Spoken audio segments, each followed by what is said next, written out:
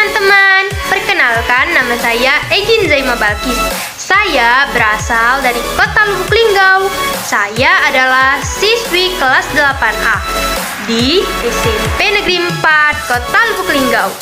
Saya akan menjelaskan materi dari pelajaran IPS yang berada di bab 4, yakni dengan tema perlawanan terhadap kolonialisme dan imperialisme. Saya akan menjelaskan dan menceritakan perlawanan rakyat melawan kolonialisme Belanda atau pemerintahan Hindia Belanda. Buat teman-teman yang belum subscribe, subscribe dulu ya. Silakan nonton video selanjutnya. 1. Perlawanan Maluku atau Saparua pada tahun 1817.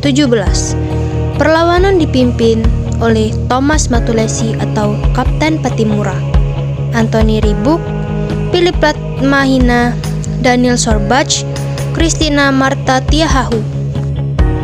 Latar belakang perlawanan tersebut adalah karena Belanda memberikan aturan-aturan yang banyak memberatkan rakyat Maluku, seperti monopoli perdagangan, pelayaran honggi, ekstirpasi, kerja rodi, dan penyerahan wajib kepada Belanda. 2. Perang Padri pada tahun 1821 sampai 1837. Perlawanan dipimpin oleh Datuk Malim Basah atau Tuanku Imam Bonjol, Tuanku Nan Cerdik, Datuk Bandoro, Tuanku Pasaman, Tuanku Nan Rence, Tuanku Tambusai, dan Tuanku Nan Alahan. Latar belakangnya ada 4, yakni 1. Pada abad ke-19 Masehi, muncul gerakan Wahabiyah di Sumatera Barat yang bertujuan memurnikan kehidupan Islam. Kelompok pendukung gerakan tersebut dikenal sebagai kaum Padri. 2. Gerakan kaum Padri mendapat tantangan dari kelompok penghulu yang menganggap dirinya turunan raja-raja Minangkabau. Karena cenderung mempertahankan adat, kelompok ini dinamakan kaum adat. 3. Pemerintah kolonial berpihak pada kaum adat pada tanggal 10 Februari 1821.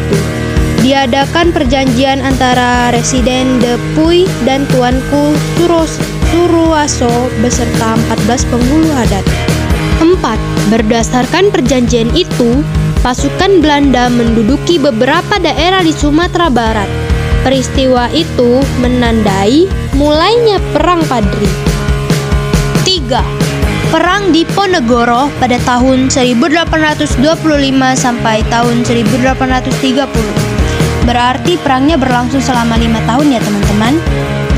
Tokoh atau pemimpin perlawanan: Raden Mas Ontowiryo atau Pangeran Diponegoro, Kyai Mojo Sentot Aldibasya Prawiro Dirjo, Pangeran Mangkubumi, Surya Alam, Pangeran Serang, Kyai Hasan Basari, Bupati Kertosono, Bupati Madiun atau Kertodirjo, dan Bupati Banyumas. Latar belakangnya disebabkan oleh A. Rakyat dibelit oleh berbagai bentuk pajak dan pungutan yang menjadi beban turun-temurun. B. Ketidakberdayaan pihak Keraton Yogyakarta terhadap campur tangan politik dari pemerintah kolonial. Secara semena-mena pemerintah mengganti Hamengkubuwono II dengan Hamengkubuwono III. C. Kecenderungan hidup mewah kalangan keraton seolah tidak mempedulikan penderitaan rakyat. D. Tersingkirnya Pangeran Diponegoro dari elit kekuasaan karena menolak kompromi dengan pemerintah kolonial. Pangeran Diponegoro memilih mengasingkan diri ke Tegalrejo untuk memutuskan diri daripada kehidupan beragama.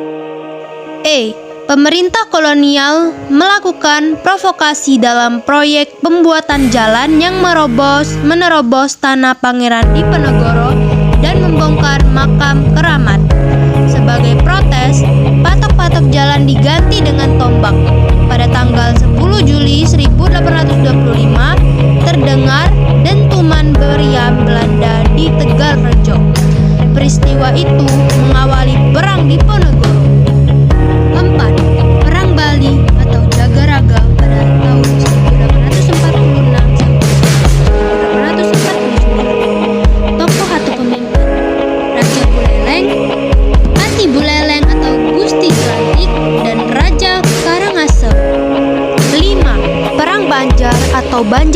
Kalimantan pada tahun 1858 sampai tahun 1866.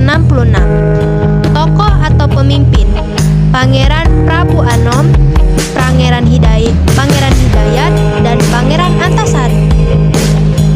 6. Perang Aceh pada tahun 1873 sampai tahun 1904. Tokoh atau pemimpin perlawanan: Panglima Polim, Teuku Citiro, Cut Nyak-din, Teku Ibrahim, Teku Umar, Teku Leweng Bata, Teku Tapa, Muhammad Daud, Teku Mat Amin, Cut Mutia, dan Cut Banta. Yang ketujuh atau yang terakhir, Perang Tapanuli tahun 1878 sampai tahun 1907. Tokoh atau pemimpin: Maharaja 12 atau Raja Batak Sumatera Utara. Jadi, dapat kita simpulkan bahwa perjuangan bangsa Indonesia sebelum tahun 1908 adalah: 1. Perjuangan bersifat kedaerahan. 2. Perlawanan tidak dilakukan serentak. 3. Masih tergantung pimpinan. Jika pemimpin tertangkap, perlawanan terhenti. 4. Kalah dalam persenjataan. 5. Belanda memiliki politik adu domba atau divide et impera. Dan beda lagi dengan perjuangan bangsa Indonesia sesudah tahun 1908, yakni: 1. Organisasi yang dibentuk bersifat modern. 2. Lebih terarah dan terorganisasi. 3. Bersifat nasional, tidak kedaerahan. 4. Dipelopori oleh kaum terpelajar. Nah, gimana teman-teman materinya? Mudah dipahami? Kalau mudah dipahami, kalian kalau suka video ini jangan lupa untuk like ya. Dan kalau kalian masih juga belum subscribe dulu dong. Dan kalau kalian mau kasih komentar, silakan ketik komentar kalian di kolom komentar. Terima kasih buat kalian yang sudah menonton. Semoga video tadi bermanfaat. Saya akhiri, wabillahi taufiq wal hidayah. Wassalamualaikum warahmatullahi wabarakatuh.